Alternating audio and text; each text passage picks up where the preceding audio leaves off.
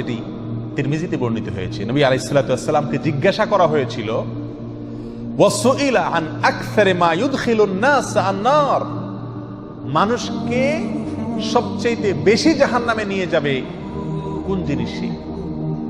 জিজ্ঞাসা করা হয়েছে নবী সাল্লাল্লাহু আলাইহি ওয়াসাল্লামের কাছে, কোন কাজে মানুষকে সবচেয়ে বেশি কোথায় ঢুকাবে? জাহান্নামে ঢুকাবে। কোন অঙ্গের কারণে, কোন অঙ্গের অপরাধের কারণে মানুষ জাহান্নামে বেশি যাবে? নবী সাল্লাল্লাহু আলাইহি ওয়াসাল্লাম ইরশাদ করেছেন, আল ফামু ওয়াল ফারাজ, দুটি অঙ্গ ভাই, এক হলো মুখ আর এক হলো লজ্জাস্থান।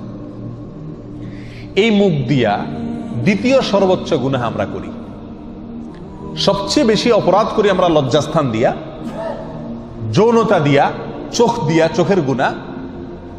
আর দ্বিতীয় সর্বোচ্চ অপরাধ বা গুনাহ হয় এই দুই ঠোঁট দিয়া, হয় হারাম খায়া